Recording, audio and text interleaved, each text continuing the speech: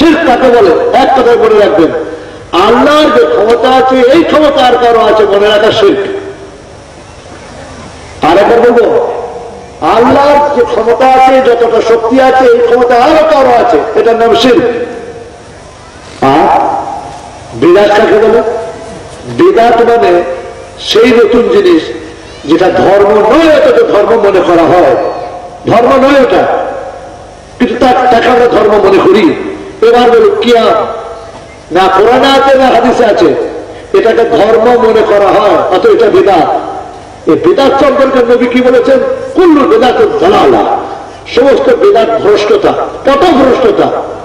আর কুল্লু দালালাতুন ফিন্নার, আর সমস্ত পথভ্রষ্টতার জায়গা হলো ফি। ফি মানে মধ্যে, আর নার মানে আগুন। আল্লাহ নবীর পবিত্র মুখ দিয়ে বলেছেন তার জায়গা আগুনের ভেতরে। আচ্ছা, ওই পথ আমাদের, ওই পথে চলতে হবে না আমাদের বিরত হতে হবে? চলতে হবে না ফিরে আসতে হবে? উত্তরটা দিন। সেই বিরাট থেকে দূরে থাকুন। এবার আস্তে আস্তে আপনি ছেলেকে বাংলা পড়িয়েছেন, তাকে কোরআনে অনুবাদ করান, হাদিসের অনুবাদ করান, ও কোরআন বুঝুক। একটা ছেলে যদি ক্লাস 8-9 পর্যন্ত পড়ে, তার বাংলা কোরআনে অনুবাদ করার ক্ষমতা হবে না হবে না? উত্তরটা দিন। তাহলে আল্লাহ কি বলেছে সেটা জানতে পারবে, হাদিসে কি বলেছে জানতে পারবে, তাকে কেন আপনি মূর্খ বলছেন? এবার একটা কথা বলে যাচ্ছি, মওলানা হওয়া সবাই জন্য ফলনে আগেই বলেছি, 40টা হাদিস নবীর ছোট ছোট কথা যদি আপনি আয়ত্ত করতে পারেন, অনলি 40টি, তো কিয়ামতের দিনে আল্লাহ নবী বলছেন যে আমি নবী বলছেন যে দিনের জন্য যদি 40টা নবীর কথা কেউ আত্মস্থ করতে পারে, কিয়ামতের দিনে তাকে আলেম করে তোলা হবে এবং আমি তার সুপারিশের জন্য, তার শাফাতের জন্য সুপারিশ করব। আলহামদুলিল্লাহ কেউ বললেন না? আপনাদের যখন বক্তা বলে বলুন আলহামদুলিল্লাহ, তখন বলবেন আলহামদুলিল্লাহ, কিছু মনে করবেন এই তো একটু মূর্খের স্বভাব। আপনি স্বতঃস্ফূর্ত হয়ে বলতে পারছেন না যে এই সুখবরটা 40টা হাদিস, যেমন ধরুন পেছনে পরে নিন্দা করা হলো গীবত, নবী বলেছেন আর গীবত আসাদ মিনাজ জিনা, একটা কথা শেখা হয়ে গেল।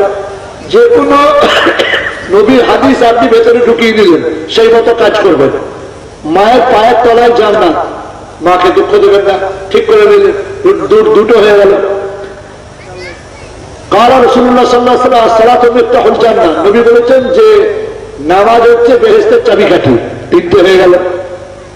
হ্যাঁ, নবী বলেছেন কালা রাসূলুল্লাহ সাল্লাল্লাহু আলাইহি ওয়াসাল্লাম মান তারাকা সালাতা মুতাআম্মিদান ফাকাদ কাফারা, কামা কাল, যে ইচ্ছা করে নামাজ না করে ও আল্লাহর অবিশ্বাসী বেঈমানের কাজ করে, একটা হয়ে গেল। এইরকম টুকটুক টুক করে 40টা কথা যদি আত্মস্থ করতে পারেন, তো কিয়ামতের দিনে আপনাকে আলেম করে তোলা হবে এবং আপনার শাফাতের জন্য, মানে আপনাকে যাতে ক্ষমা করা হয় তার জন্য নবী সুপারিশ করবেন। হ্যাঁ, আপনি কি বলছেন? এটাও সম্ভব। আমি তো ছোট করে বললাম, বড় করে বলিনি। আলেম বিস্তর আছে, লাখ লাখ আলেম আছে। ফকিহ কটা আছে? ফকিহ কাকে বলে? ফিকহ সম্পর্কে মানে যাকে বলে বিদ্যার সাগর। ইমাম আবু হানিফা রাহমাতুল্লাহ আলাইহি এরকম ফকিহ, ইমাম শাফি একজন ফকিহ, ইমাম মালিক একজন ফকিহ, ইমাম আহমদ ইবনে হাম্বল একজন ফকিহ, ইমাম তাইমিয়া একজন ফকিহ, ইমাম ইউসুফ একজন ফকিহ, ইমাম মোহাম্মদ একজন ফকিহ। এই ফকিহ করে তোলা হবে। সত্যি হাদিসে আছে। হ্যাঁ, قال رسول الله صلى الله عليه وسلم من حفظ على امتي 40 حديثا في امر دينها بعث الله فقيها وكنت اليوم القيامه شابا وشهيدا। চিন্তা করুন, আমার ধর্মের বক্তব্যের একটা অংশ বলে দেওয়া হয়ে গেল। শেখ বিলাত থেকে যেন আমরা রক্ষা পাই। আপনি যতটা উন্নতি চান নামাজের ভেতর দিয়েই তা সম্ভব, আর যতটা অবনতি চান নামাজকে উপেক্ষা করার মধ্যে দিয়েই তা রয়েছে। অমুসলমান ভাইদের কথা বাদ দেন, লাখুম দিনে ওয়ালিয়া দিন, তাদের ধর্ম তাদের কাছে, আপনার ধর্ম আপনার কাছে। আপনাকে মুসলমান হয়ে থাকতে গেলে নামাজ বাদ দিয়ে আপনি যেটা উন্নতি করতে চাইছেন ওটা উন্নতি নয়, ওটা অবনতি। আমাদের যিনি রাষ্ট্রপতি ছিলেন মুসলিম, নাম ছিল আব্দুল কালাম। এত বড় পণ্ডিত ভারতে কম আছে। অর্থাৎ তিনি যে বিভাগের বিজ্ঞানী, অত বড় বিজ্ঞানী ভারতে এখন নেই, পৃথিবীর অনেক দেশেও নেই। তিনি কত পণ্ডিত, কে কত পণ্ডিত তার বই তা প্রমাণ করে। তার একটা বই পারলে পড়ে নেবেন, তাহলে বুঝতে পারবেন তার ডেপথ কতটা, তার নলেজ, তার এক্সপিরিয়েন্স, তার ডেপথ কতটা। বইটার নাম উইংস অফ ফায়ার, অর্থাৎ আগুনের ডানা। আপনি অবাক হয়ে যাবেন কত বড় পণ্ডিত। জীবনে চোর নন, ডাকাত নন, প্রতারক নন, ব্যভিচারী নন, মাতাল নন, কিন্তু নামাজ পড়ার সময় তার হয়নি। তিনি সকালবেলা গীতা তেলাওয়াত করতেন। কি তেলাওয়াত করতেন? গীতা। তিনি রাষ্ট্রপতি হয়ে গেলেন, আরো কিছু হবেন, কাল মারা যাবেন। তারপর তাকে, যারা আমরা পরকালে বিশ্বাস করি, তাকে এমন একটা জায়গায় যেতে হবে, সেখানে হয়তো তিনি অসুবিধায় পড়ে যাবেন। অর্থাৎ আমাদের ইহকাল পরকাল দুটো যেন থাকে। এবার বলবো, আজকে যে জলসা টলসা গুলো হয়, প্রত্যেকটা জলসায় শিক্ষিত ছেলেরা আপনারা এগিয়ে আসুন, কমিটি গঠন করুন। আপনার জলসার সভাপতি আপনারা নিজেরা ঠিক করুন, তিনি হবেন। এমন একজনকে সভাপতি করুন যিনি কোরআন ভুল বললেন, ভুল ব্যাখ্যা করলে তিনি বলতে পারেন যে না, এটা আপনি অপব্যাখ্যা করছেন। হাদিস ভুল বললে তিনি যেন ধরে দিতে পারেন। আর এ কথা কখনো মনে করবেন না যে একজন ইংরেজি শিক্ষিত লোক, তিনি যদি ইংরেজিতে কোরআনের মানে পড়েন বা হাদিস পড়েন, তাকে জাহেল বা মূর্খ মনে করবেন না। সে আল্লাহর দরবারে আলেমের মর্যাদা রাখে। আপনি কি মনে করেছেন?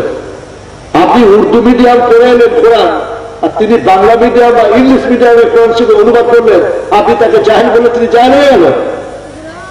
ভালো করে বুঝবেন, চিন্তা করবেন। অনেক কথা বললাম। আজকে আমরা মুসলমানরা বড্ড নিচে নেমে গেছি, তার একমাত্র কারণ অশিক্ষিত লোকগুলো তাকে পড়ে গেছেন আপনারা। রেডিও, যে ঘরে রেডিও থাকতো, বলতো রেডিও যে ঘরে থাকবে সে ঘরে নামাজ হবে না।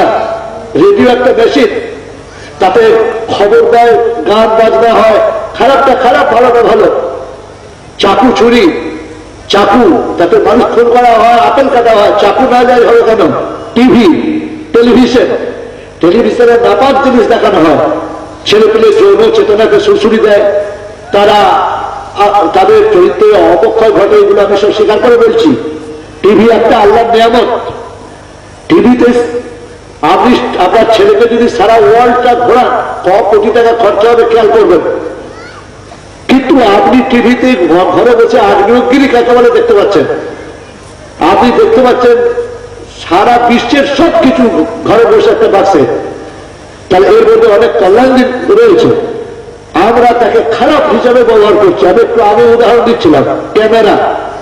ক্যামেরাতে আমি একটা উলঙ্গ মেয়ে, উলঙ্গ ছেলের ছবিও তুলতে পারি, আর ক্যামেরাতে আমি একটা মসজিদের ছবিও তুলতে পারি। আমি একটা গোলাম আহমদ মোর্তজা ক্যামেরা ঝুলিয়ে যদি ঘুরে বেড়াই ওই মালদা টাউনে, আমরা বলো ও বাবা, এই 420 বক্তারে ও ক্যামেরা ঝোলানো রে। এটা আপনি বলুন, আমার স্ত্রী বা আমার বৌমা বা আমার কন্যা হজে যাবে, তাহলে ফটো তুলতে হবে। স্টুডিওতে যখন ফটো তুলতে যাবে, তখন আমার বৌমাকে বলবে মুখটা একটু এরকম করুন, করে চিবুকে হাত দিয়ে বলবে নাহলে বলবে একবার গালে হাত দিয়ে বলবে একটু করুন, একটু হাসি মুখ করুন, হ্যাঁ একটু ঠোঁটটা একটু সোজা করুন। এটা ভালো না আমি শ্বশুর তার ছবি তুলে দেবো, আমি ভাই আমার বোনের ছবি তুলে দেবো, আমি স্বামী আমার স্ত্রীর ছবি তুলে দেবো? এটা ভালো না খারাপ? প্রত্যেকটা আপনারাই দেন।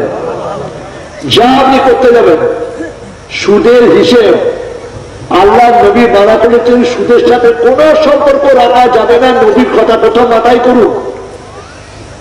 কিন্তু আপনি একজন বিএসসি মাস্টার, এমএসসি মাস্টার, আপনি চাকরি পেয়েছেন স্কুলে, আপনাকে অঙ্ক ক্লাসে পাঠানো হলো, আপনাকে সুদ কষা অঙ্ক কষাতে হবে না? হবে না? উত্তরটা দিন। উত্তরে দেবেন। সুদ কষা অঙ্ক আপনি বলবেন আমি করাবো না, আমার চাকরি থাকবে না। আপনি অঙ্কের মাস্টার ফাজলানো চলবে না, আপনাকে করাতে হবে। লাইফ ইন্স্যুর করা না যায়, ফটোটা দিয়ে দিলেন। কিন্তু আজকে 4 চাকা গাড়ি রাখতে গেলে মোটরসাইকেল লাইফ ইন্স্যুর লাগানো কোনো জানা নেই। মোটরসাইকেল কি লাইফ ইন্স্যুর করতে হয়? ইন্স্যুর করতে হয়। তাহলে এইবার তাহলে আমাদের 2 চাকাও থাকছে না, 4 চাকাও থাকছে না, আমরা তাহলে গরু গাড়ি চালাবো। মুসলমান কমিউনিটি শুধু খালি গরু গাড়ি নিয়ে থাকবে, তাই তো? ভালো করে বুঝুন, চিন্তা করুন। আল্লাহর নবী শিখিয়েছেন ডান দিকে চলো, হাঁটবেন যখন ডান দিকে, বাইসাইকেল ডান দিকে, মোটরসাইকেল ডান দিকে, সব ডান দিকে চলো। যদি আমরা নবীর ওই কথাটা এখানে প্রয়োগ করি তাহলে অ্যাক্সিডেন্ট হতে পারে না? হবেই। কোনটা? বুঝে উত্তর দেন। হবেই। তো কখনো আল্লাহ নবী চান না, আল্লাহ চান না যে আমার অ্যাক্সিডেন্ট হোক। ভালো করে বুঝুন, চিন্তা করুন। অতএব মৌলভী সাহেব যারা আছেন তারা খুব সাবধান, ফতোয়া দেওয়া হচ্ছে, খুব বুঝে ফতোয়া দেবেন। আজকে রক্তদান শিবির করছে যারা, না যায় ফতোয়া দিলে ঘ্যাস করে ফতোয়া দিয়ে দিলেন। তো যদি সরকার জানতে পারে মুসলমানরা রক্ত দেবে না, তাহলে ট্রেন অ্যাক্সিডেন্ট হবে, 500 মুসলমান আহত, 500 হিন্দু আহত। তো হিন্দুরা রক্ত পাবে ব্লাড ব্যাংক থেকে, আপনাকে কেন রক্ত দেবে? তো আপনি তো নাও করে যাবেন। অর্থাৎ দেশকাল পাত্র খুঁজে আপনি যদি না এগিয়ে যান, আপনি বাঁচবেন কি করে? আপনি পাক্কা ইমানদার মুসলমান, আপনি একটা সেলুন করলেন, নাম দিয়ে ইসলামী সেলুন। ইসলামী সেলুনে একজন বললে আমার দাড়িটা চেঁচে দাও, বললেন ভাই আমি তো দাড়ি চাষতে পারবো না। তো তাহলে দাড়ি চাচবে না, ওটা আবার কোথায় চাষি? এবার যাকে ঘরে ব্লেড দিয়ে দাঁড়িয়ে চাচবো। চুলটা কেটে দেবেন। কিরকম চুল কাটবো? সামনেটা একটু ডিজাইন করে করবেন, পেটের দিকটা ছোট করে দেবেন, এটা কেটে ঠিকঠাক করবেন। বলে না, আমি ন্যাড়া ছাড়া কিছু করবো না। ও আপনার সেলুনে কোনদিন পেচ্ছাপ করতে বসবে না। আপনাকে একটু বুঝে চলতে হবে না। আপনি কি বলছেন? আপনি জুতোর দোকান করেছেন, কোরআন শরীফ আছে কুল্লিল মুমিনিনা ওয়াল আবসারিহিম, মুমিনদের জন্য বলে দাও চোখ যেন নামে দিয়ে রাখে। একটি সুন্দরী মেয়ে, সু বেশি সু কেছি, শ্যাম্পু দেওয়া চুল, ঠোঁটে লিপস্টিক, চোখে কাজল, হাতে ভ্যানিটি ব্যাগ, হিল তোলা জুতো, গিটগিট গিটগিট গিটগিট করে দোকানের সামনে এসে বলছে হেসে, বাটার জুতো আছে? আপনি দেখো মুখটা নামাজি করছেন, না না না না না না। তো আপনার দোকানে কোনো পেচ্ছাপ করতে আসবে না। ওকে হাসি মুখে বলতে হবে আসুন, বসুন, দেখাচ্ছি সব রকম জুতো আছে। এবার সে বসলো। এবার আপনার কর্মচারীকে বলে 65 নম্বর ঠোঙাটা নিয়ে আয়। জুতো বার করলেন। বলে না না না না না না, আমি তবে আগেই বলেছি আমি বাটার জুতো চাই।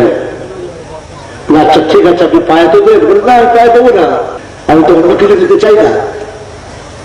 শোনো, আপনি জানেন অনেক জুতোর দোকানে লেখা আছে বাটা, ওগুলো কোম্পানির দোকান, ওতে এই বাটা লেখা জুতোগুলো দেওয়া হয়। আর আমাদের দোকানে বহু রকমের জুতো তো আছে, বাটার আছে, সি লেদার্সের আছে, আরো অজন্তার আছে। তো যারা বহু রকম ব্র্যান্ড বিক্রি করে তাদেরকে বাটা কোম্পানি যে জুতো দেয় সেটা এই জুতো। ওটা প্রমাণ বলি যে বিএসসি লেখা আছে, বি মানে বাটা, এস মানে সুজ, সি মানে কোম্পানি, বাটা সুজ কোম্পানি। ও ঠিক। এবার পায়ে দিয়ে দিলে তো টাইট হচ্ছে, তো নতুন জুতো তো আপনি তার সেই নরম তুলতুলে পায়ে সে চামচটা ঢুকিয়ে পাটা জুতো ঢুকিয়ে দিয়ে কর্মচারী দিকে তাকিয়ে বলে দেখ পাটা কত সুন্দর লাগছে ম্যাডামের। তখন বলে হ্যাঁ, এই খুশিতে আটকানা হয়ে গেল, আবার আসবে। সুতরাং আমরা বাস করবো ভারতে, আর ভারতের সাথে আমাদের খাপ খাইয়ে নেবো না, এটা হয় কি করে হয়?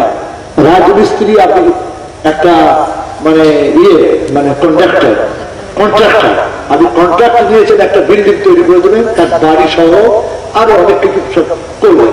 সব শেষে আপনাকে বললো, আপনার লোকদের বলুন ছোট একটা ঘর করে দিলে এখানে গণেশ ঠাকুর রাখবো।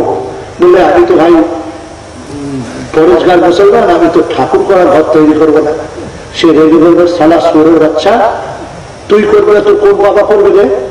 আমি সব কাজ করালাম তোকে দিয়ে, আর এই ছোট বড় ঘরটা কে করবে না? আমি কিচ্ছু টাকা দেবো না, বেরিয়ে যাবেন থেকে।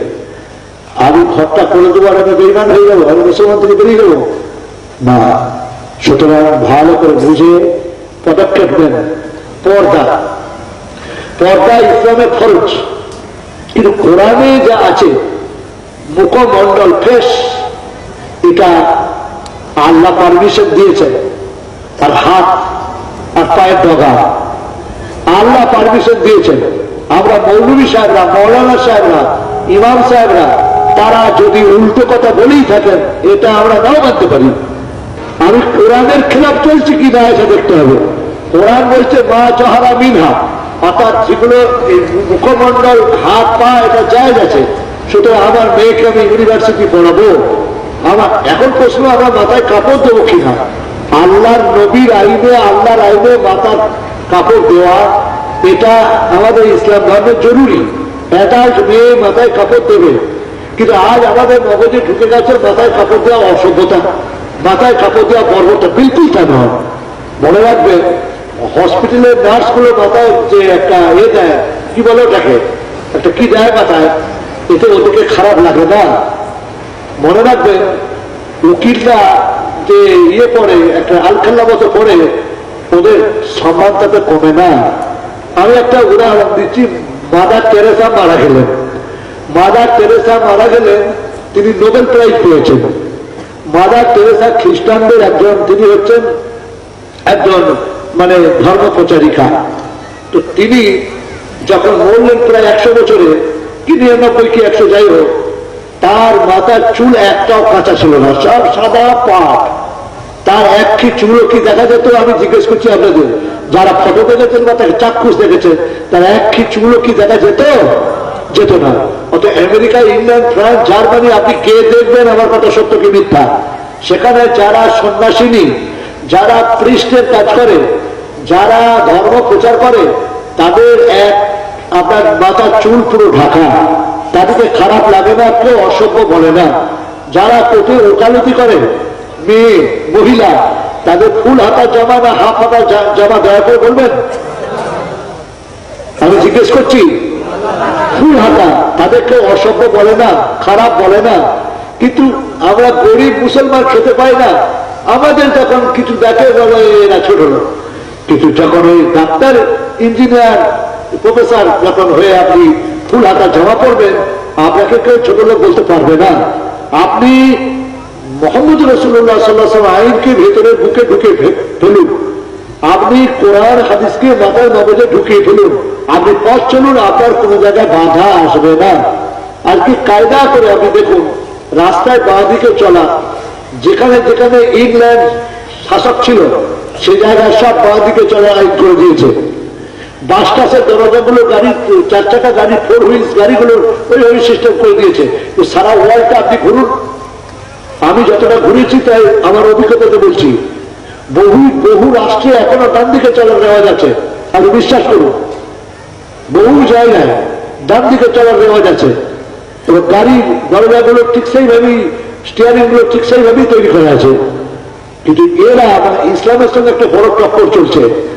ইসলাম ধর্মকে সারা পৃথিবী থেকে নিম্নে শেষ করে দিতে চায়। এইরকম ক্ষেত্রে আমাদের কতটা সাবধান হওয়া উচিত। আজকে কি অবস্থা দাঁড়িয়েছে, আজকে এক বাস লোক যদি আজকে অ্যাক্সিডেন্টে মরে যায়, তারা সব ধরুন আহলে হাদিস, একটা বেরেলি মৌলবী শুনলে বলবো আলহামদুলিল্লাহ কতগুলো শয়তান মরে গেল। ঠিক আবার যদি বেরেলি ভাইরা মরে যায়, আমাকে যদি জিজ্ঞেস করে, আমি যদি বলি কতগুলো বেরেলি বেদাতি মরে গেল, এটা কিন্তু ভুল। তারা ভুল পথে চলছে, তার ছেলেরা কালকে সঠিক পথে চলতে পারে না, পারে না, উত্তর দিন। তা আল্লাহ নবী বদয়া করেননি, হেদায়েতের দোয়া করেছেন। সুতরাং আপনারা আমরা আজকে একটা বিষয়ে একমত হয়ে আসুন, এইসব কথাগুলো বলতে দেবেন না কাউকে। সালাম দেওয়া যাবে না, নামের সঙ্গে বিজ্ঞাপনে মুফতি, মৌলানা, university principal, nonsense. University principal হয়, কলেজের প্রিন্সিপাল হয়, ইউনিভার্সিটি ভাইস চ্যান্সেলর হয়, চ্যান্সেলর হয়। নিজের নামে, ডবল নামে, ট্রিপল নামে পিএইচডি লাগিয়ে দিলে হয়ে গেল। মনে রাখবে আল্লাহ নবীর আমলে বোরকা ছিল না, বোরকা আল্লাহ নবীর আমলে ছিল না, ছিল ফুল হাতা জামা আর গোটা গা ঢাকা জামার মাথার চুল আর বুক ঢাকবার জন্য একটা ওড়না, মোটা কাপড়ের ওড়না, এটা ছিল। এখন এই যে বোরখা হয়েছে, এটা মৌলানা সাহেবের অবদান নয়, এটা দর্জিদের অবদান। আমরা যে বোরখা তৈরি করেছিলাম সেটা কাপড়ের মতো ঠোঙা, তাতে দুটো জাল দেওয়া ছিল। ওতে বাচ্চাকে দুধ খাওয়ানো কি অসুবিধে, খেতে বসা ওটা কি অসুবিধে? যাকে টেলাররা আজকে বুদ্ধি করে যে হাতটা তৈরি করেছেন বোরখা, দেখতে ভালো লাগে, খারাপ কিছু নয়, তো কালো রঙের করেছে। আমার মতে বলে কেন কালো কেন হয়, অন্য রঙ হতে পারে, সাদা হতে পারে। খ্রিস্টানরাও বোরখা পরে, খ্রিস্টানদের পাত্রী মেয়েরা সব বোরখা পরে, বিশ্বাস করলে আমি চোখে দেখেছি। আমেরিকা, ইংল্যান্ডে সব ওই আপনার বোরখা পরে, তবে কালো বোরখা ওরা পরে না, সাদা, দেখতেও একবার ভালো লাগে। তো আমি বলতে চাইছি, আমাদের আল্লাহ নবী যা দিয়েছেন ওটা দিয়ে বাঁচতে গেলে আমাদের ছোট হওয়ার কোন সম্ভাবনা নেই। আমার এক বন্ধু মারা গেলেন সেদিনে, তার নাম আব্দুল্লাহ কাফি, টিভি হেডমাস্টার ছিলেন। তো ওর যে মেয়েটাকে বিয়ে করেছে, সেই মেয়েটাও একটা হেডমিস্ট্রেস বেঁচে আছে। তো ও যখন বহরমপুর কলেজে প্রথম যায়, তখন মাথায় কাপড় দিয়েছে। তো একজন অধ্যাপক, বহরমপুর কলেজে একজন অধ্যাপক জিজ্ঞেস করছে, মানে একটা ঘা মারছে আর কি, মা তোমার বিয়ে কত বছর হয়েছে? তো বলছে, স্যার আমার বিয়ে হয়েছে। আমি তো বলিনি।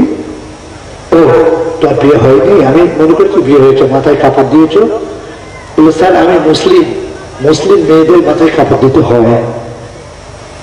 তখন বলছে, কেন আমার তো অনেক ছাত্রী রয়েছে, কারো তো নেই। বলে, স্যার তারা ইসলাম হয়তো জানে না, যেহেতু আমার বাবা মাকে ইসলাম সম্পর্কে ওয়াকিফাল করেছেন, সেই জন্য আমি একজন অ্যাডাল্ট, তাই আমি মাথায় কাপড় দিয়েছি ও মাথায় কাপড় দিতেই থাকবো। তো এতে তার সম্মান কমেনি।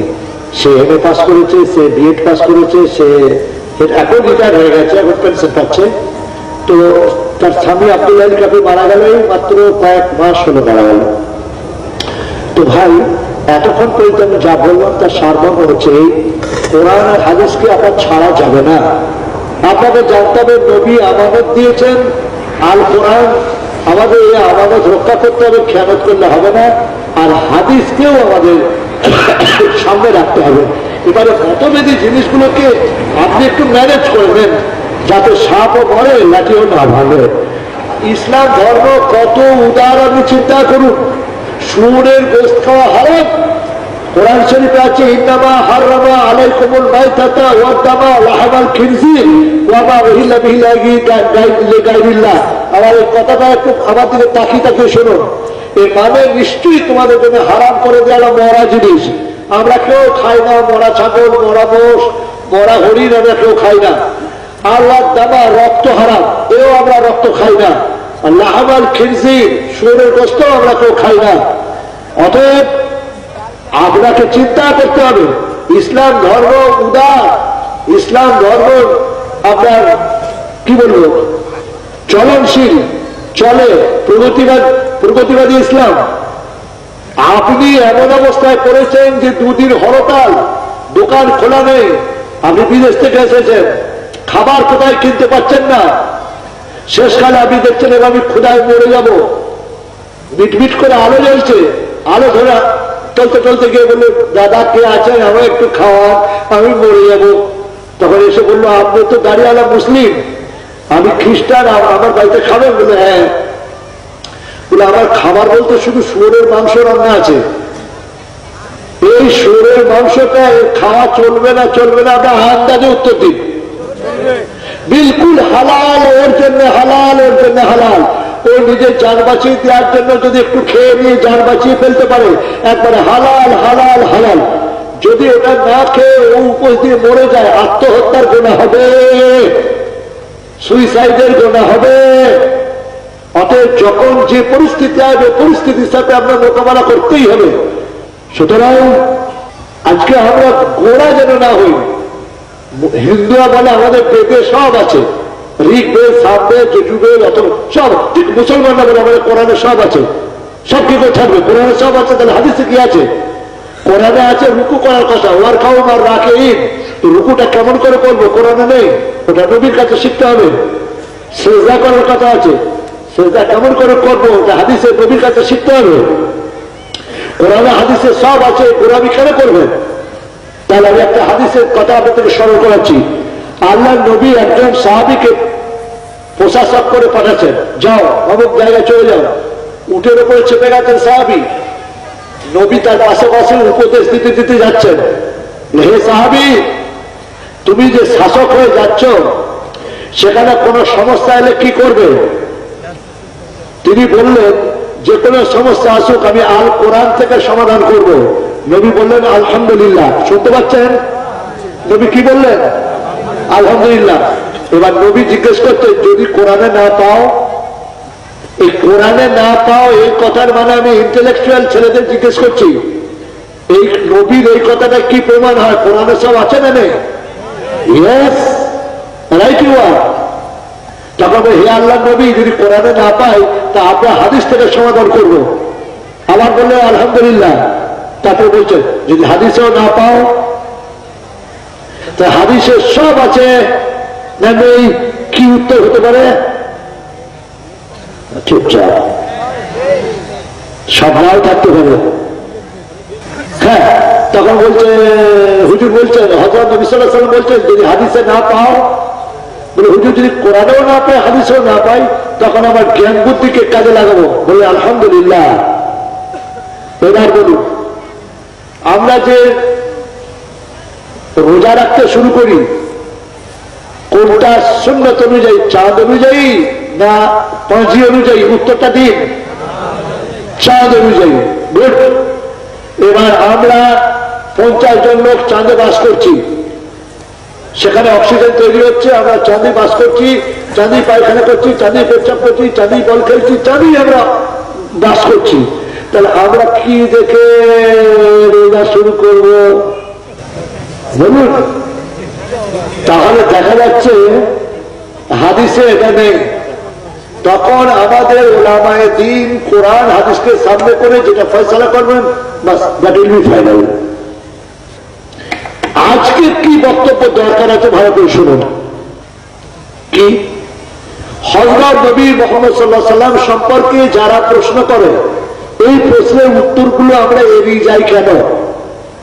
নবী এত ভালো লোক ছিলেন, তিনি তলোয়ার রাখতেন কেন? এক। দুই, নবী এত ভালো লোক ছিলেন, তিনি এতগুলো বিয়ে করলেন কেন? দুই। তিন, নবী এত ভালো লোক ছিলেন, সারা জীবনে এত যুদ্ধ করলেন কেন? এই প্রশ্নগুলো আমাদের প্রতিবেশী ভাইদের করার অধিকার আছে না নেই? যদি থাকে, এই উত্তরের জন্য আপনি কি প্রস্তুতি নিয়েছেন?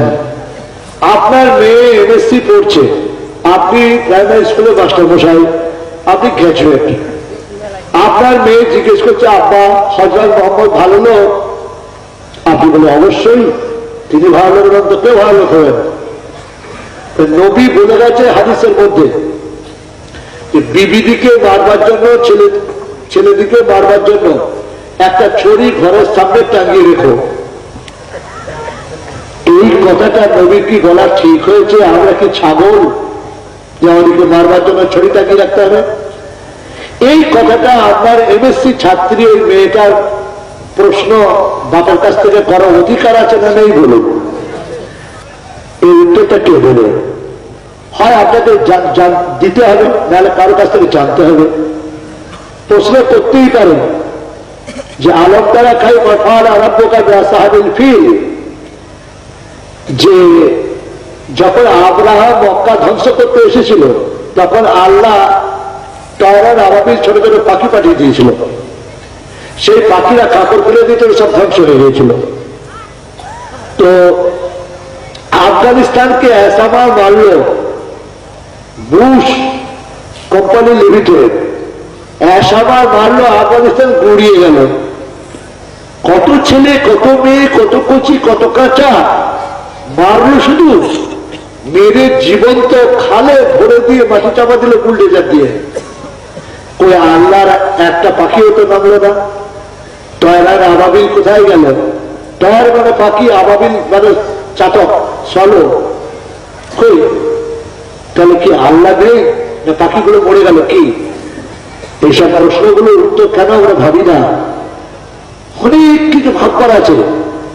আজকে ইসলাম ধর্ম কাগজে থেকে গেছে, মৌলিক উঠানোর দায়ী। আপনি কেন মনে করছেন মৌলভী সাহেবরা সব করবে? মৌলভী সাহেবরা করবে না। আপনাকে এগিয়ে আসতে হবে নিজে। আপনি একজন ডাক্তার, আপনি একজন ইঞ্জিনিয়ার, আপনি একজন সাংবাদিক, আপনি একজন পত্রিকা সম্পাদক, আপনি একজন অধ্যাপক, আপনি একজন টেকনিশিয়ান। আপনার নিজের দায়িত্ব আপনাকে পালন করতে হবে। কেন মৌলভীর মুখের দিকে চেয়ে থাকেন? আপনার নিজের তো একটু দায়িত্ব আছে। সুতরাং নামাজের কথা বলতে আরম্ভ করেছিল, কত দূরে চলে এসেছি। নামাজে কি নাই বলুন তো আগে? নামাজ এমন একটা জিনিস, সারা পৃথিবীতে যেখানেই আপনাকে হেলিকপ্টার উপর নামিয়ে দেওয়া, আপনার জিওগ্রাফির সঙ্গে যে সম্পর্ক, এত বড় সম্পর্ক পৃথিবীর কোন মানুষের নেই, কোন জিওগ্রাফি প্রফেসরের নেই, কোন গবেষকের নেই। আপনি নামাজ পড়বার সময় আপনাকে ঠিক করতে হবে আমি পৃথিবীর কোন জায়গায় আছি। আপনাকে ঠিক করতে হবে কাবাটা কোন দিকে, কাবা শরীফ কোন দিকে, কাবা। যখনই আপনি কাবা ঠিক করলেন, তখনই সারা ওয়ার্ল্ডের ম্যাপ আপনার চোখের সামনে চলে এলো। এইটা যদি কাবা হয় এশিয়া, তাহলে ইউরোপটা এইখানে, অস্ট্রেলিয়াটা ডান দিকে নিচে, আর আমেরিকাটা আর আফ্রিকাটা বাঁ দিকে, সব আপনার গোটা ম্যাপ। প্রত্যেক ওয়ার্ডে আপনাকে ঠিক করতে হবে যে কাবাটা কোন দিকে। জিওগ্রাফির সঙ্গে সম্পর্কটা দেখুন। এবার হচ্ছে হিস্ট্রি, আমাকে সেই পথে চালাও যে পথে তোমার পুরস্কার প্রাপ্তরা চলে গেছে, আর সেই পথে চালিও না যে পথে তোমার অভিশপ্তরা চলে গেছে। তা দুটো ইতিহাস আমাকে জানতে হবে। আমাকে চালাও আদমের পথে, মুসার পথে, জাকারিয়া পথে, সুলাইমানের পথে, ইহার পথে, মোহাম্মদ সাল্লাল্লাহু আলাইহি ওয়াসাল্লামের পথে, আবু বকরের পথে, ওমরের পথে, ওসমান গনির পথে, আলীর পথে, আমাকে খাজা মঈনুদ্দিন চিশতির পথে, ইলিয়াস মাওলানা ইলিয়াসের পথে। ভালো লোকের পথে আমাকে চালাও, ওদের ইতিহাস আপনাকে জানতে হবে। মন্দ লোকের পথে আমাকে চালিও না। আমাকে ফেরাউনের পথে, নমরুদের পথে, সাদ্দাদের পথে, আবুল লাহাবের পথে আমাকে চালিও না। তা দুটো ইতিহাস জানার সন্ধান আমাকে সূরা ফাতিহা দিচ্ছে। কি দিচ্ছে না? আমি যখন নামাজ পড়তে দাঁড়াই আল্লাহু আকবার, তখন আমার দেহটা একটা আলিফ অক্ষর হয়, আলিফ। যখন আমি রুকু করি তখন একটা ইংরেজি 7 হয়, 7, 7 মানে আরবির হ, বড় হে, আর হ হয়ে গেল। যখন আমি সেজদা করি তখন আমার মাথাটা নিচে আর পাছাটা উঁচু, ওটা হয়ে যায় মিম। তাহলে আলিফ হলো, হে হলো, মিম হলো। আর বসে বসে যখন আত্মীয়তা করি তখন হয় দাল, এটা দ হলো। আলিফ, হে, মিম, দাল। আহমদ, আহমদ মানে প্রশংসাকারী। আমার মস্তিষ্কে আল্লাহ প্রশংসা করছি, হৃদয়ে করছি, মুখে করছি, দেহ দিয়ে ছবি এঁকে করছি। আলিফ, হে, মিম, দাল। কি দার্শনিক তত্ত্বটা লক্ষ্য করুন। চোখের ব্যায়াম, চোখ বলছে ভালো রাখো, চোখ ভালো রাখো, চোখের ব্যায়াম করো। বই বেরিয়েছে, বইয়ে লিখছেন চোখকে ভালো রাখতে গেলে সারাদিন 24 ঘন্টায় 2 বার চোখটা ধরো। আল্লাহ নবী আমাদের 5 বার নামাজ পড়তে বলছেন, 5 বার উজু করবো, চোখ 5 বার ধোয়া যাচ্ছে। তারপর বলছেন চোখের ব্যায়াম করো। কিভাবে? দূরে তাকাও, কাছে তাকাও, দূরে তাকাও, কাছে তাকাও, পাশে তাকাও, সামনে তাকাও। আমরা যখন নামাজ পড়তে দাঁড়াই তখন আমরা চোখ খুলে নামাজ পড়ি না চোখ বন্ধ করে? সুন্নত কোনটা? চোখ খুলে। তাহলে আমরা সিজদার জায়গায় তাকাচ্ছি। যখন রুকু করছি তখন নজরটা চলে এলো পায়ের উপরে। যখন আত্মীয়তা করছি নজরটা চলে এলো কোলের উপরে। যখন সালাম ফিরছি নজরটা চলে গেল কাঁধের উপরে। আমাদের চোখেরও দাম হয়ে গেল। 1500 বছর আগে যা বলেছে এটা চিন্তা করতে হচ্ছে। আল্লাহ নবী মুহাম্মদ সাল্লাল্লাহু আলাইহি সাল্লাম তিনি 1500 বছর আগে যে কথা বলেছেন আজকে চিন্তা করতে হচ্ছে। কি? আজকে বলছে গাছ লাগাও, সবুজ লাগাও, গাছ গাছ গাছ গাছ গাছ। 100 বছর আগে কোনো বিজ্ঞানী এটা বলেনি, কিন্তু প্রায় 1500 বছর আগে নবীর একটা হাদিস আপনাদেরকে মনে করিয়ে দিচ্ছি। নবী বলছেন তোমার হাতে একটা গাছের চারা আছে। কি আছে? কোন গাছের চারাটা বলেনি? আম গাছ কি লিচু গাছ তা বলেনি, চারা আছে। তুমি দেখছো কিয়ামত আরম্ভ হয়ে গেছে, তো পৃথিবী ধ্বংস হয়ে যাবে। সে ধ্বংস হয় হোক, তুমি তাড়াতাড়ি ওই চারাটা লাগিয়ে দাও। তাহলে তাড়াতাড়ি লাগিয়ে দাও। যদি আল্লাহ কিয়ামতকে ক্যান্সেল করে দেয় যে এখনো আমি 10,000 বছর পৃথিবী রাখবো, এই গাছটা মানুষের কল্যাণ করবে, এইটা 1500 বছর আগে বলা কত কঠিন ভেবে দেখুন। যার স্বাস্থ্য খুব দুর্বল, রোগ আছে বলে রোগা, তাকে যদি পানি সে যা খায়, 1 বোতল পানি খায় ডেলি, তাকে যদি 4 বোতল পানি খাওয়াতে পারেন, তার স্বাস্থ্য ভালো হবেই, তার রোগ সব পেচ্ছাপ দিয়ে বেরিয়ে চলে যাবে। 1500 বছর আগে আল্লাহ নবী শিখিয়েছেন যে খাবার সময় পেটকে 3 ভাগ করো, 1 ভাগ খাবার দিয়ে ভরো, 1 ভাগ পানি দিয়ে ভরো, আর 1 ভাগ খালি রাখো আল্লাহ জিকিরের জন্য। সারা পৃথিবীর বিজ্ঞানীরা এখন একমত কি, যেন গলায় গলায় খেও না। তাহলে আল্লাহ নবী বলছেন 1 ভাগ খাবার দিয়ে ভরো, 1 ভাগ পানি দিয়ে ভরো। ধরুন আমি 2 কিলো খাবার খেয়েছি, খই বা চিড়ে খেয়েছি 2 কিলো, তাহলে আল্লাহ নবীর আইনে আমাকে ক কিলো পানি খেতে হবে আপনি বলুন। তাহলে য কিলো খাবার খাবেন 1 কিলো পানি খান, তাহলেই আপনার নবীর অনুযায়ী চলা হলো, স্বাস্থ্য সুস্থতা আপনার থাকবেই। তাহলে আমি মরতে না এত রোগা ছিলাম যে মনে তো হওয়া দিলে পড়ে যাব। তো 70 বছরে দেখুন তো চাঙ্গা রয়েছে কিরকম, পানি সব সময় হাতে আছে, ঢুকঢুক ঢুকঢুক করে খাচ্ছি। 70 বছরের মেশিন ঠিক রয়েছে। তাহলে এইসব টাটকা টাটকা বলছি, আপনি ভালো করে মনে রাখবেন। তাই আল্লাহ নবীকে আঁকড়ে ধরুন, কোরআনকে আঁকড়ে ধরুন। আপনার ঠকা নয়, আমি দালালি করতে আসিনি, আমি সত্যি কথা বলতে এসেছি আপনাদের। অনেক কথা বলতে বলো এইসব প্রশ্ন, এমন যে প্রশ্নগুলো করে নবী বলেছেন এলেম শিক্ষা করা ফরজ প্রত্যেক মুসলমানের জন্য। উত্তর দেন, নবী মুসলমান না অমুসলমান? নবী মুসলমান, তিনি এলেম শিখলেন না কেন? যদি আপনার ছেলের বন্ধুকে জিজ্ঞেস করে যে তুই তো মুসলিম, তোদের নবী নিজে এলেম শিখলেন না, লোককে এলেম শিখতে বললেন, এ কোন দেশি কথা? তার তো নিজে লেখাপড়া শেখা উচিত ছিল, আরব দেশে তো লেখাপড়া প্রচলন ছিল। এই প্রশ্নটা করার অধিকার তার আছে না নেই আগে বলুন তো? উত্তরটা দেবে কে? উত্তর দিতে হবে আপনাকে। আমি অনেকগুলো প্রশ্ন আপনার কাছে ছাড়লাম, প্রশ্ন করতেই পারে যে কি ব্যাপার। আল্লাহ বলেছেন ইন্না দীনা ইনদাল্লাহ ইসলাম, ইসলাম ধর্ম আল্লাহ নিকট মনোনীত। ইসলাম ধর্ম যদি আল্লাহ নিকট মনোনীত হয়, তো মুসলমান এত মার খায় কেন? মুসলমান আজকে অবনত কেন? মুসলমান আজকে এত গরিব কেন? মুসলমান আজকে এই দশা কেন? এ তো প্রশ্ন করতেই পারে। এইসব উত্তর আমি কিভাবে দেবো বলুন তো?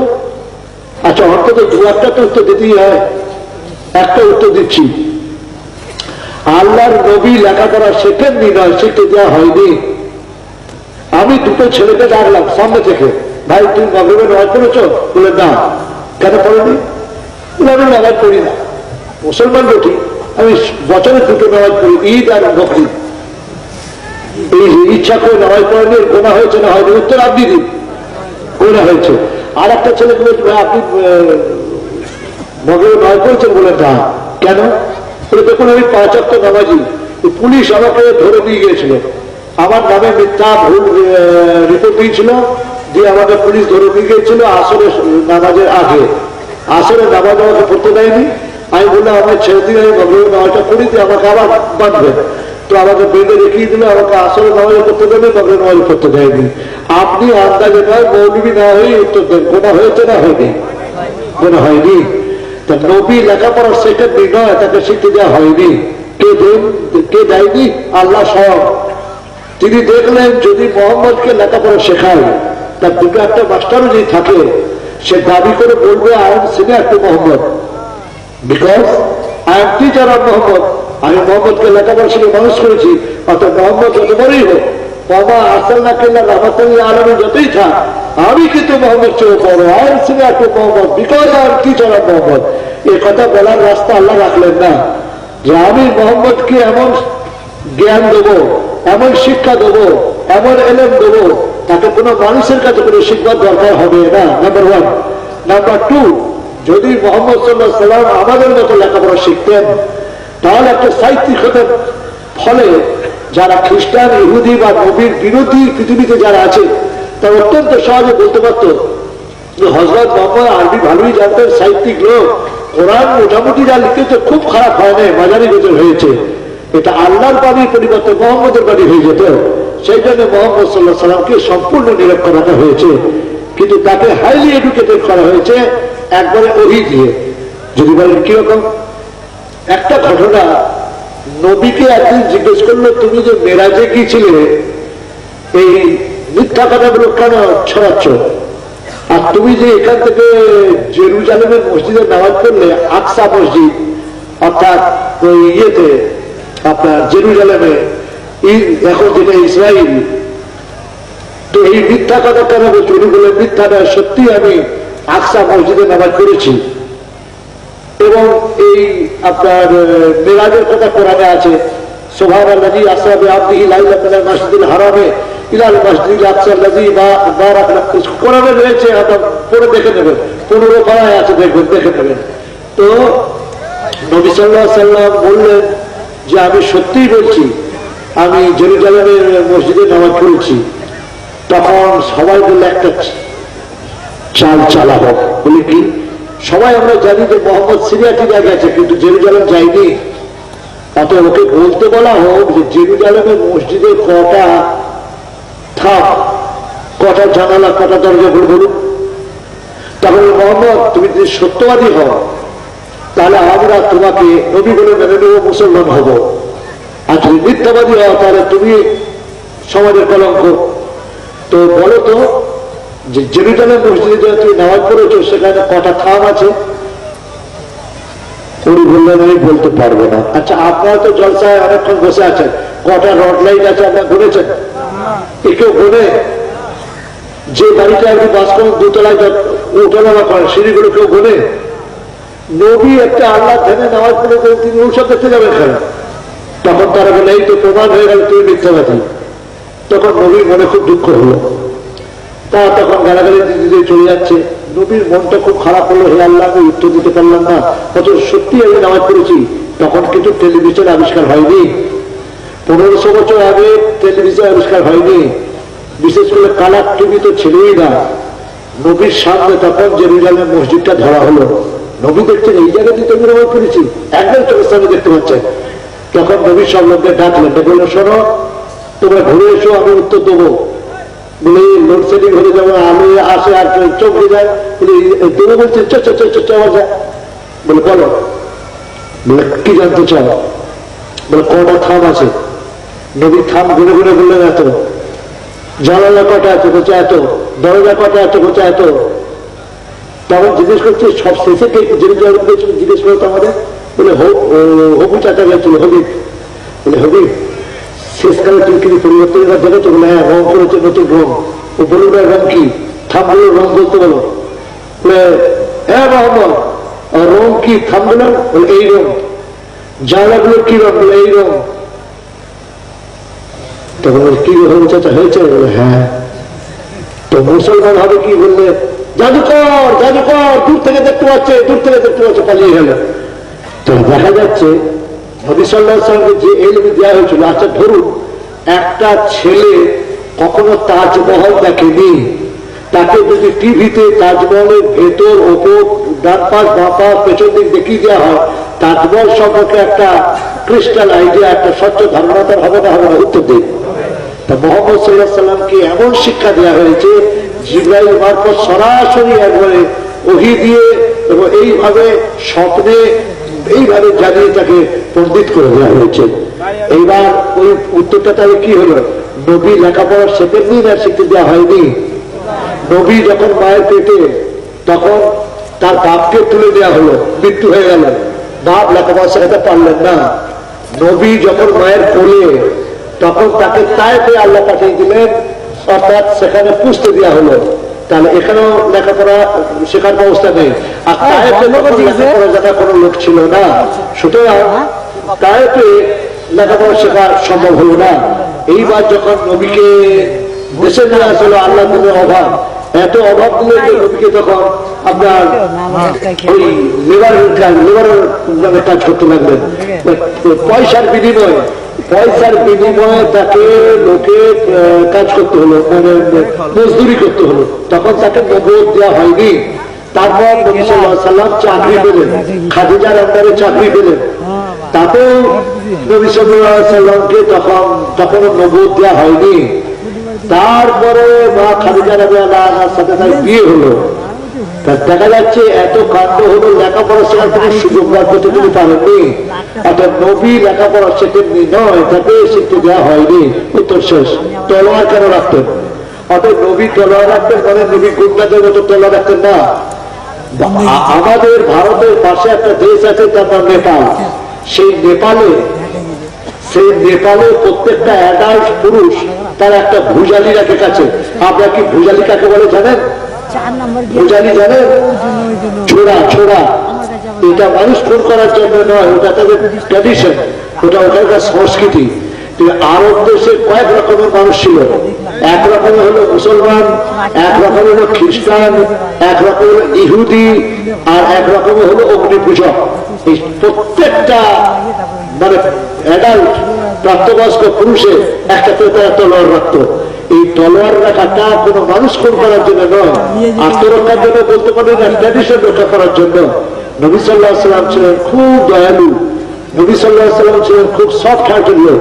আল্লাহ নবী বলেছেন, কালা রাসূলুল্লাহ সাল্লাল্লাহু আলাইহি ওয়াসাল্লাম, মান কালা লা ইলাহা ইল্লাল্লাহ মুখলিসান ফাদাখালাল জান্নাহ, যে বলবে আল্লাহ ছাড়া কোনো উপাস্য নেই আর ওই নবীর উপর বিশ্বাস করে যেটা বিশ্বাস করবেন ইখলাসের সাথে, আল্লাহ নবী বলছেন সে জান্নাতে যাবে। অতএব ঈমানটাকে ঠিক করে আল্লাহ এক আর মুহাম্মদ সাল্লাল্লাহু আলাইহি ওয়াসাল্লাম হচ্ছেন তার সংবাদ পরিবেশক। ব্যাস এইটুকু আপনাকে জানতে হবে। যত গুনাহ থাক, এই গুনার কারণে কিছু শাস্তি হতে পারে, একদিন না একদিন জান্নাত হবেই। আর জান্নাত একবার ঢুকে গেলে আর কোনোদিন জাহান্নামে তাকে দেওয়া হবে না, এটা যেন মনে থাকে। প্রত্যেকটা একই প্রশ্ন মনে রাখবেন। হুজুর সাল্লাল্লাহু আলাইহি সাল্লাম তিনি যুদ্ধ বাদ ছিলেন না। জীবনে এমন ভাবে সারা পৃথিবীতে হিরোবাদ ছড়িয়ে দেওয়া হয়েছে, নবীর কাজই ছিল খালি মানুষ কাটা। কিন্তু মনে রাখবেন, নবী অনেক কটা যুদ্ধে তাকে করতে হয়েছিল। যুদ্ধগুলো একটাও তিনি আক্রমণমূলক করেননি, সব প্রতিরক্ষামূলক করেছিলেন। নবী যুদ্ধ করেননি, যুদ্ধে তাকে জড়িয়ে দেওয়া হয়েছিল। মোট যা যুদ্ধ হয়েছে তাতে হুজুর সাল্লাল্লাহু আলাইহি সাল্লাম 10টা লোককে খুন করেছেন রেকর্ড নেই, 5টা রেকর্ড নেই, 4টে, 3টে, 2টো, একটাও নেই। একটা লোকে বলে আছে কি, একদিন নবীকে বলল, হযরত আপনাকে খুন করার জন্য একটা লোক রেডি হয়ে গেছে, তার নাম উবাই, তার বাপের নাম খাল, উবাই বিন খাল। সে একটা তলোয়ার ধার দিয়ে খুব রেডি করছে, পিস মাথাচ্ছে আর ধার দিচ্ছে, আপনাকে খুন করবে। নবীর মুখ থেকে তখন এই কথা উচ্চারিত হলো যে আমার কপালে যদি থাকে মৃত্যু, উবাইয়ের হাতেই আমি শহীদ হব, আর যদি তা না লেখা থাকে তাহলে আমার সামনে সে মরে যাবে, ও হতে পারে। হঠাৎ নবী যুদ্ধে গিয়ে কি করতেন? মানুষ কাটতেন না। আমি যে বলছি আল্লাহ নবী একটা লোক মারেননি বা কাটেননি, তা আপনাদের মধ্যে কোনো হেমতওয়ালা লোক যদি থাকে এসে বলুন যে না আমি জানি 4টে লোককে তিনি খুন করেছেন যুদ্ধে, কি 3টে কি 5টা, দেখি বাপের বেটা কি পারে। একটাও তো তিনি মারেননি আমি দাবি করছি। নবী সাল্লাল্লাহু আলাইহি সাল্লাম তাহলে যুদ্ধে যে কি করতেন? যুদ্ধকে কাঁদতেন, আল্লাহকে বলতে, হে আল্লাহ তুমি আমাদেরকে রক্ষা করো, হে আল্লাহ তুমি আমাদেরকে বিপদ থেকে রক্ষা করো, আল্লাহ যুদ্ধ বারকাত থেকে আমাকে রক্ষা করো, আমার সাহাবীদের রক্ষা করো, হে আল্লাহ ওদের তুমি হেদায়েত করো, এইসব বলতেন। একটা জায়গায় ঘেরা থাকতে এরকম করতেন আর পরামর্শ দিতেন, তোমরা একদল এসে নামাজ পড়ে দাও, নামাজ পড়া হয়ে যাবে, যখন ফরজ নামাজ হয়ে যাবে চলে যাও, আবার আর একটা দল তারা এসে নামাজ পড়ে যাও, এইসব করতেন। পরামর্শ দিতেন যে তোমরা আজকে রান্না এতগুলো জায়গায় চাপাও, কালকে যটা চুলো ঢেলেছিলে আজকে অনেক চুলো বাড়িয়ে দাও। দূর থেকে তারা দেখলে এতগুলো চুলো মানে আজকে লোক সংখ্যা অনেক বেশি আছে, তাহলে ভয় পালিয়ে গেল। এইসব কাণ্ড পরামর্শ দিতেন, যুক্তি দিতেন। আল্লাহর সাথে তার ওহির সম্পর্ক ছিল, তিনি কোনো বাজে কথা বলতেন না, আল্লাহর সাথে তার কানেকশন ছিল। কোরআনে এত আয়াত ছিল যে হওয়া মা বলল সাহেব আমা গাওয়া হমা এর দোকানের হওয়া ইরহা ইলা ওয়াহি ওয়া ইত্যাদি ইত্যাদি। তো এখন আমি আপনাদের বলছি, হঠাৎ নবী সাল্লাল্লাহু আলাইহি ওয়াসাল্লাম দেখছেন যে সেই উমাইর রিরি রিরি করে ছুটে চলে আসতেছে তলোয়ার নিয়ে। তখন দেখছেন যান বাঁচানো খরচ, আমাকে তো কিছু করতে হয়। তখন সবাই বলছেন নবীকে তো মার্ডার করে ফেলবে, খচখচ করে চটিয়ে দিলে তো নবী কাটা পড়ে যাবে। সাহাবারা ছুটে চলে আসছেন তলোয়ার নিয়ে রক্ষা করবার জন্য। নবীদের কাছে অনেক গায়েবের কথা আল্লাহ খবর আনতেন, খবর জানতে পারতেন, আবার কিছু খবর জানতে পারতেন না। নবীকে হয়তো জানিয়েছিলেন। নবী সাহাবাদের বললেন তোমাদের কাউকে এগিয়ে আসতে হবে না, যেমন বললেন এগিয়ে আসতে হবে না, আর কেউ এগিয়ে আসতে পারলেন না। নবীর কথার বাইরে যাওয়া যাবে না। সঙ্গে সঙ্গে সব চুপ হয়ে দাঁড়িয়ে গেলেন, খালি চোখ দিয়ে পানি গড়াতে লাগলো যে আল্লাহ এ কি হবে, এবার তো নবীকে চোটাবে, আর ওর তলোয়ারে যা ধার আর এত বিষ মাখানো আছে, একটু লেগে গেলে তো সর্বনাশ হয়ে যাবে। সবাই ফেলফাল করে চেয়ে দেখছে, নবী দেখতে তার কাছে তো তলোয়ারও নেই, কাছে ছিল একটা ওই বল্লমের মতো পড়েছিল। নবী বিসমিল্লাহ আল্লাহু আকবার বলে ছুঁড়ে দিলেন। ছুঁড়ে দিলে ভালো করে লাগলো না, ঘাড়ে একটু লাগলো, লেগে পড়ে গেল, না বেঁধে গেল, না গড়গড় গড়গড় করে রক্ত বেরিয়ে গেল, একটু ছিলকা উঠে গেল, এই সামান্য একটু আঠার মতো একটু ইয়ে বেরিয়ে গেল। কিন্তু ওটা ছিল মুজেজা, মিরাকল, অলৌকিক ঘটনা। আল্লাহর এত যন্ত্রণা আরম্ভ হলো, তার তার করে লাফাতে লাগলো আর চিৎকার করতে লাগলো। তার আত্মীয় স্বজন বলতে লাগলো তুই সামান্য একটু ছিলকা উঠে গেছে, তাতে কাঁদার কি আছে, আমরা বীরের জাতি, আমাদের হাত কেটে গেলে যুদ্ধ করি, পা কেটে গেলে যুদ্ধ করি, চোখ উপড়ে গেলে যুদ্ধ করি, তোর কি হয়েছে? বললে তোরা বেশি পাঠামো করিস না, আমাকে জীবনে বহু যুদ্ধ করেছিস, অত বড়াই দেখাস না। মোহাম্মদের মার্কেও খেয়েছিস, জীবনে তো অনেকের মার খেয়েছিস, মোহাম্মদের মার খেয়েছিস? বললো না, মোহাম্মদের মার তো কেউ খায় নাই, আমি মোহাম্মদের মার খেয়েছি। মোহাম্মদ থুতু ফেলে দিল, আজকে আমি মরে যেতাম, অথচ আমার আর বাঁচার কোনো রাস্তা নেই। এই রাস্তাতে গলা ফুলতে লাগলো, ইনফেকশন হয়ে গেল, সে মারোয়ারিদের বালিশের মতো গলা মোটা হয়ে গেল, ভেতরে মরেছে যেন শুয়োপোকা মতো কটকট কটকট করে কামড়াচ্ছে। কয়েকদিন বাদে লোকটা মরে হলো। আপনারাই জজ সাহেব হয়ে রায় দেন ওটা আহত না নিহত, উন্নতটা কি বলবেন? আহত। এছাড়া নবী কাউকে কোন যুদ্ধে মেরেছেন প্রমাণ করতে পারেন? আসুন আমিও দেখি আপনার কতটা হাদিসের জ্ঞান, কতটা কোরআনের দক্ষতা একবার দেখি। সুতরাং মনে রাখবেন, নবী সাল্লাল্লাহু আলাইহি ওয়াসাল্লাম সম্পর্কে সারা ওয়ার্ল্ডে যে রিউমার এই যে ছড়ানো হচ্ছে, তাকে রোকবার জন্য আমাদের তৈরি হতে হবে, আমাদের ছেলেদিকে তৈরি করতে হবে। একটা মাছ তার বাচ্চাকে চড়ায়, একটা কুকুর তার বাচ্চাকে ভালোবাসে, একটা বিড়াল তার বাচ্চাকে ভালোবাসে, একটা কাক সে নিজে না খেয়ে তার খাবার তার বাচ্চার বুকের ভিতরে ঢুকিয়ে দেয়, তুই খা, আমি জীবনে অনেক খেয়েছি। তো আমরা আমাদের বাচ্চাদের বড় করার জন্য, বাচ্চাদের কল্যাণ করার জন্য ছটফট করি। এই গ্রুপটা প্রচুর আছে, এটা কোনো বাহাদুরি নেই। বাহাদুরি আপনি কতটা কাজ করেছেন পরের জন্য, পরের ছেলের কি কল্যাণ করেছেন? নবী এতগুলো বিয়ে করেছেন কেন? নবী এতগুলো বিয়ে করেছেন, নবী নিজের ইচ্ছায় কাজ করতেন না। নবী খাদিজা রাদিয়াল্লাহু আনহাকে বিয়ে করেছিলেন যখন নবীর বয়স 25 আর মেয়েটার বয়স 40।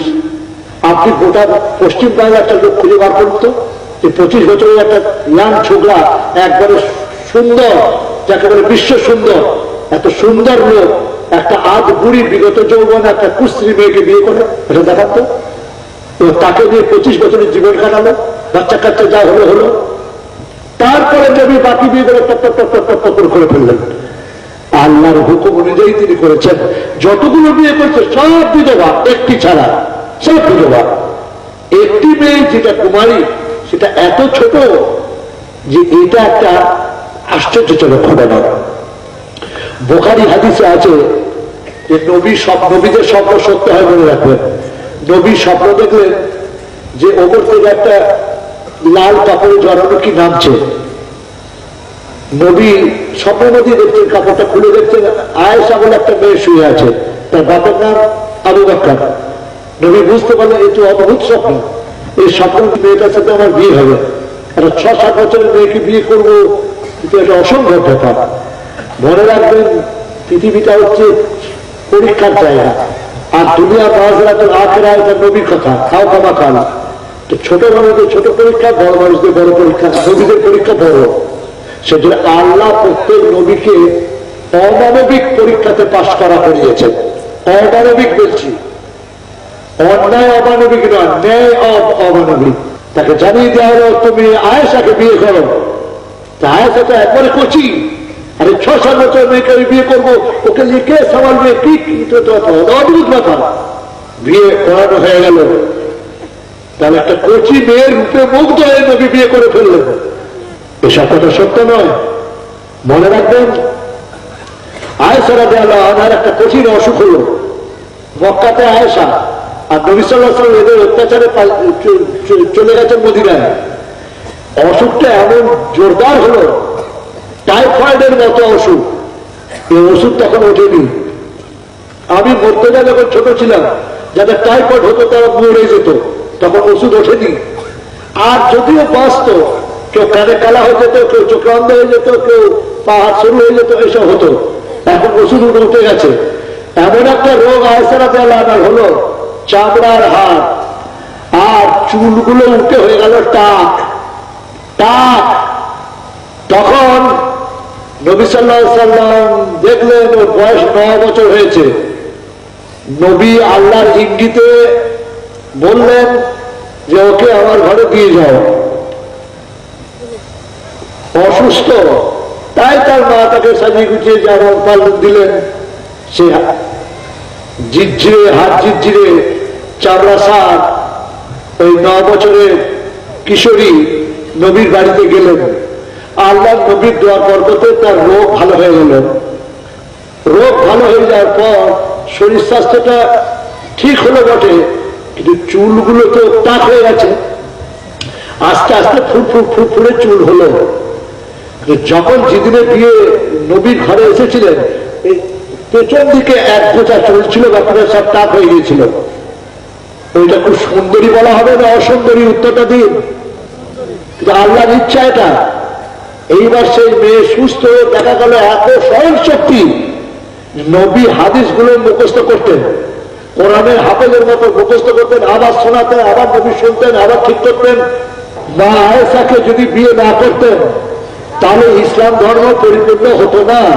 অর্থাৎ নবীর অন্তর্দেশীয় ঘটনা, দাম্পত্য জীবনের ঘটনা, তার যৌন জীবনের ঘটনা, এইসব সম্পর্কে হাদিসগুলো আমরা পেতাম না।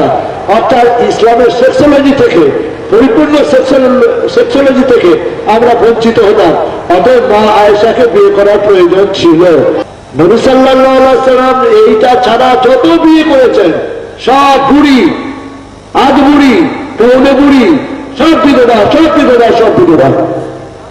যদি মা খাদিজার মতো বাচ্চা কাচ্চা হতো তাহলে নবীর তো 70-80টা বাচ্চা হওয়ার কথা, কিন্তু বাচ্চা তো বেটা ছেলে একটাও নেই, মেয়ে তো 4টে। ভালো করে বুঝবেন, চিন্তা করবেন। হুজুর সাল্লাল্লাহু আলাইহি ওয়াসাল্লাম মাত্র কবছরের মধ্যে বিয়েগুলো করেছেন, তখন কি বিপদ চলছে। হঠাৎ করে মনে হচ্ছে আজকেই বোধহয় আক্রমণ করবে মদিনা। হঠাৎ করে খবর হলো অমুক শহীদ হয়ে গেছে, হঠাৎ করে খবর হলো অমুক জায়গায় শহীদ সমাবেশ হয়েছে। হঠাৎ করে মানে যেটাকে বিয়ের বলে একটা তৃপ্তি বলে, হানিমুন বলে, নবী সাহেবের জীবনে ও ভোগ করার সময় তার হয়নি। নবী ছিলেন বাদশাহ, এম্পারার। নবী যে এত বড় একটা বাদশাহ, এত বড় একটা সাম্রাজ্য চালাতেন। আচ্ছা বলুন তো, পৃথিবীতে আর একটা বাদশাহ বা রাজার নাম বলুন তো যার প্যালেস ছিল না? তার নাম করতে পারবেন না। একমাত্র মুহাম্মদ সাল্লাল্লাহু আলাইহি ওয়াসাল্লাম একটা কিং, যার প্যালেস ছিল না, প্রাসাদ ছিল না, ছিল কুটির, ঝুপড়ি। কুড়ে ঘর নয়, ঝুপড়ি। ঝুপড়ি হাত এরম করলে থেকে যাবে, আর দরজা এক পা, তাতে চক দিয়া। এটা একটা আশ্চর্য, এটা নবীর প্রশংসা না দুর্না? উত্তরটা দিন। তিনি বাদশাহ, রাজা, আর তিনি বাস করছেন কোথায়? ঝুপড়ি। প্রত্যেক রাজা বাদশাহ তার সিংহাসন ছিল না, ছিল না? উত্তর দিন। কি হিন্দু কি মুসলিম, সিংহাসন ছিল না, ছিল না? নবীর ছিল না। নবীর ছিল খেজুর পাতার চাটাই। চাটাই বোঝেন না? তালাই কি বলে? চাটাই। এবার বলুন, প্রত্যেক দেশের পার্লামেন্ট আছে না নেই? নবীর পার্লামেন্ট মসজিদ। প্রত্যেক দেশের পার্লামেন্ট আছে, ওর পার্লামেন্ট মসজিদ। ভালো করে বুঝুন, চিন্তা করুন। সেই নবীকে আমরা প্রচার করতে পারলাম না সারা ওয়ার্ল্ডে। আজকে ভাববার অবকাশ যথেষ্ট রয়েছে। নবী জীবনে কোনদিন এক তরকারি বেশি দু তরকারি দিয়ে রুটি খাননি। নবী জাকাত নবীকে দিতে হয়নি। তো জাকাত দিতে হয় তখনই যখনই মাল 1 বছর জমে যায়। কথা কি শুনতে পেয়েছেন? নবী মাল রাখতেনই না, জাকাত হওয়ার রাস্তায় রাখতেন না। নামাজ পড়তে পড়তে বলে একটু দাঁড়ানো আসছি, সব বছর সবাই দাঁড়িয়ে রইল। খানে বাদে এসে আল্লাহ ভাববার নামাজ শুরু করলেন। বলে হুজুর আপনি নামাজ পড়তে পড়তে হঠাৎ ঘরে চলে গেলেন কেন? তো বলে ঘরে চলে গেলাম, কিছু দান করতে বাকি থেকে গিয়েছিল। আমি চাইছি যে টাকা পয়সা ঘরে থাকবে তাই নিয়ে নামাজ, এটা আমাদের জন্য না, এটা নবীর জন্য খাস। কতগুলো খাস কথা বললাম। আমরা মরে গেলে আমাদের সন্তান সন্ততিরা ভাগ করে নেবে আমাদের যা কিছু আছে ফারাজ, কিন্তু আল্লাহ নবীর ইন্তেকালের বাদে তার যা ছিল ঘরে কেউ ফারাজ পায়নি। উনি বলে দিয়ে গেছেন আমার ফারাজ আমার বংশধর পাবে না, যা কিছু আছে সব তার উম্মতদের, সব আলাদা। এই রেকর্ড দেখাতে পারবেন না কারণে কেউ বলে যায়নি যে আমার যা কিছু আছে তার ফারাজ আমার ছেলে পেলেরা পাবে না, কেউ বলে যাননি। নবী সাল্লাল্লাহু আলাইহি ওয়াসাল্লামের যে রেকর্ড গুলাকে সারা ওয়ার্ল্ডে বলার দরকার তা বলবে কি? কলম বলে একটা সূরা কোরআনে আছে না? নেই? আছে কলম। কলম, ওই কলমটাই হচ্ছে আমাদের উন্নতির মূলের। কলম আমাদের হাত থেকে খসে গেছে, তাই আমরা শেষ হয়ে গেছি। বক্তব্য শেষ, এবার একটা দোয়া করবো। বিসমিল্লাহির রহমানির রহিম। ربنا آتنا في الدنيا حسنة وفي الآخرة حسنة وقنا عذاب النار ربنا ظلمنا أنفسنا وإن لم تغفر لنا وترحمنا لنكونن من الخاسرين ربنا لا تزغ قلوبنا بعد إذ هديتنا وهب لنا من لدنك رحمة إنك أنت الوهاب اللهم أنت السلام ومنك السلام تبارك ربنا وتعالى يا ذا الجلال والإكرام ربنا وآتنا ما وعدتنا على رسلك ولا تخزنا يوم القيامة إنك لا تخلف الميعاد يا الله ইয়া আল্লাহ, আজকের সভাতে যারা যারা বলেছেন, যারা যারা শুনেছেন, যারা যারা দান করেছেন, যারা যারা সহযোগিতা করেছেন, আল্লাহ সবাই যদি কবুল করো। আমাদের বলা শোনার মধ্যে ত্রুটি বিচ্যুতি ক্ষমা করো। ইয়া আল্লাহ, হিন্দু মুসলমান যারাই এসেছে, পুরুষ মহিলা যারাই এসেছে, কচি কাঁচা, কাউকে খালি হাতে ফিরিও না। যত রকম করুণা আছে তোমার করুণা প্রত্যাশা করি। যত রকমের আযাব, যত রকমের আপদ বিপদ মুসিবত আসছে তার থেকে রক্ষা পেতে চাই। ইয়া আল্লাহ, আমরা দোয়া চাইবো, ওই অধিকার তুমি দিয়েছো, কিন্তু যে তুমি এইরকম নিয়ম করতে যে 20টা কি 30টা গোনা হলে আর হাত তোলা যাবে না, আমাদের কারো হাত তোলার অধিকার থাকতো না। হে দয়ালদাতা পরওয়ারদিগার আলম, যদি বড় বেশি দোয়া কবুল হবে না, একটা বা দুটো দোয়া কবুল হবে, তাহলে এই দোয়াটা আমাদের কবুল করো। যতক্ষণ পর্যন্ত আমাদের জান্নাত যাওয়ার উপযুক্ত আমল না হয় ততক্ষণ পর্যন্ত মৃত্যু দিও না। জান্নাত যাওয়ার কাজ করার পর তারপর মৃত্যু দিও। যদি বলে আরো একটা দোয়া কবুল হবে, আল্লাহ আমরা যখন মরে যাবো, যাদেরকে রেখে যাবো, তাদের ইমান সামান জান মাল ইজ্জত আবরু তুমি হেফাজত করো। হে পরওয়ারদিগার আলম, আমি অনেক সভাতে কাউকে দোয়া করবো 1 মাস 2 মাস 3 মাস প্রতিশ্রুতি দিয়েছি, তারা এখানে কেউ নেই, তাদের জন্য আমি দোয়া করছি আল্লাহ তাদের সৎ মনোবাসনাটি পূরণ করো। আজকেও যাদেরকে আমি দোয়া করার প্রতিশ্রুতি দিয়েছি, আল্লাহ সিমেন্ট দেওয়ার বা টাকা দেওয়ার পরিবর্তে আমি 3 মাস কথা দিয়েছি তাদেরকে দোয়া করবো, আমি বেঁচে থাকলে বাধ্য, তাদের বদলা তুমি দুনিয়াতে দিও আখিরাতে দিও। হে আল্লাহ, হে পরওয়ারদিগার আলম, আমি মুসাফির, আমার এই বক্তব্যের মধ্যে ইচ্ছাকৃত যদি কোনো ভুল আমি করে থাকি তাহলে তো নিশ্চয়ই আমি অপরাধী, তাহলে আপনার কাছে সাহায্য চাইছি। আর অনিচ্ছাকৃত যদি ভুল হয়ে গিয়ে থাকে তাহলেও আমি ক্ষমা চাইছি আমার ভাই বোনদের কাছেও এবং তোমার কাছেও। হে দয়ালদাতা পরওয়ারদিগার আলম, তুমি আমাদের ভারতকে সারা পৃথিবীর সব দেশের সঙ্গে এই দেশকেও তুমি প্রগতিশীল করো, তুমি উন্নয়নশীল দেশ করো আরো, এবং আমাদের প্রত্যেকটি মানুষের তুমি কল্যাণ করো, মানুষ জাতির তুমি কল্যাণ করো। আমার নবী সাম্প্রদায়িক ছিলেন না। আমার নবী বলেছেন কাল রাসূলুল্লাহ সাল্লাল্লাহু আলাইহি ওয়াসাল্লাম লা ইয়ারহামুল্লাহু ওয়া লা ইয়ারহামুন নাস, যে মানুষ জাতির উপর দয়া করে না আল্লাহ তাকে দয়া করে না। অতএব হে আল্লাহ, আমরা মুসলিম সাম্প্রদায়িক হয় না, শিক্ষিত মুসলিম সাম্প্রদায়িক হতে পারে না, তো আমাদেরকে শিক্ষিত করো, আমাদের কোরআনে হাদিসে দীক্ষিত করো। হে আল্লাহ, হে আল্লাহ হে আল্লাহ হে পরাদের আলম, মরবার সময় আমাদের খাতমা মিল খায় দিও।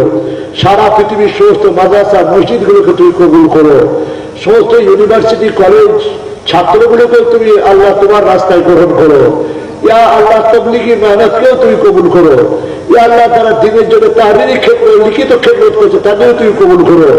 বিশেষ করে এই গ্রামের নবীন ছেলেদের পরিশ্রম, প্রবীণাদের পৃষ্ঠপোষকতা এবং সহযোগিতায় এই যে সবার সাফল্যমণ্ডিত হলো, এর সওয়াব এর পুণ্য তুমি তাদের দান করো।